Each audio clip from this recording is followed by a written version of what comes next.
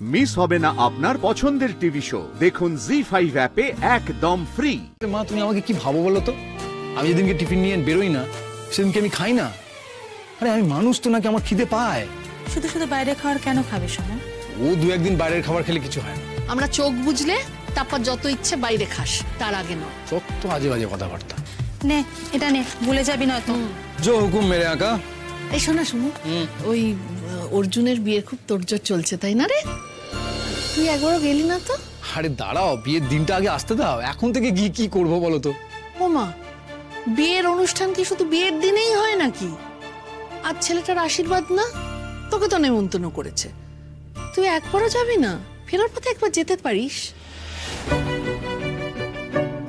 না মা, আজকে হবে না। ও মা, কেন রে? আজ তো একবার যাওয়া উচিত ছিল। ছেলেটা এত সোনাদা সোনাদা করে। আজ সত্যি আমার সময় হবে না গো। আর দেখো, আজকের অনুষ্ঠানটা তো মেয়েদের বাড়িতে, সেখানে ওরা কেউই আমাকে এক্সপেক্ট করবে না। আমি সেরকম হলে কালকে অর্জুনের সঙ্গে গিয়ে দেখা করে আসবো। তাও একবার গেলে কত সময় লাগবে? কি মুশকিল বৌদি, ও যখন যেতে চাইছে না ওকে কেন জোর করছো? ও মা, জোর কোথায় করছি? অর্জুন সব ব্যাপারে ওকে খোঁজ করে, সেই জন্যই বলছিলাম একটু ওর সঙ্গে থাকতে আর কি। কে ওকে খোঁজে না খোঁজে সেটা বড় কথা নয় বৌদি। ওদের বাড়ির অনুষ্ঠান, সেখানে নিশ্চয়ই বাড়ির বাকিরাও থাকবে। সেই বাকিরা সমুকে কতটা অন্তর থেকে পছন্দ করে সেটা হলো বড় কথা, তাই না? আর সেই হিসেবটা আশা করি তোমার ভালো করেই জানা আছে। আর সত্যি কথা বলতে গেলে সমু ওই বড় লোকেদের সঙ্গে বেশি গলাগলি করুক, সেটা আমি একদম পছন্দ করি না। আর সে কথাটা তোমাদের আমি আগেও বলেছি। তারপরেও যে কিসের এত ভাব ওদের সঙ্গে আমি বুঝতে পারি না। ওরকম করে কেন বলছো নীরা? ওরা বড় লোক, তাতে আমাদের কি? আমরা তো ওদের কাছে কোনো সাহায্য চাইতে যাচ্ছি না। আমি কেন সমুখে ওদের থেকে দূরে রাখতে চাইছি সেটা তুমি বোঝো না বৌদি? বড় লোকেরা গরিবের বন্ধুত্ব কখনোই ভালো চোখে দেখে না। ইনফ্যাক্ট গরিবদের ওরা বন্ধু বলে মনেই করে না। বেশি মাখামাখি করলে পরে ওরা মনে করে কোনো সুযোগের সন্ধানে বোধহয় গরিবরা ওদের আশেপাশে ঘুরে বেড়াচ্ছে। আর অর্জুনের বাড়ির লোকেদের আমি খুব ভালো করে চিনি বৌদি, এটা নিয়ে নিশ্চয়ই তোমার কোনো সন্দেহ নেই।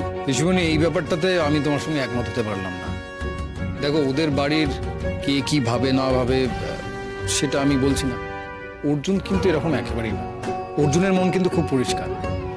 হ্যাঁ, ওর বাবা কাকা অর্জুনের মতো কিনা সেটা আমি জানি না, তবে ওই বাড়ির ঠাম্মি, কাকিমণি, মনিব, ওরাও কিন্তু আমাকে যথেষ্ট স্নেহ করে। দেখ সমু, আমি বুঝি যে তুই অর্জুনকে খুব ভালোবাসিস, কিন্তু আমার একটা কথা মিলিয়ে নিস।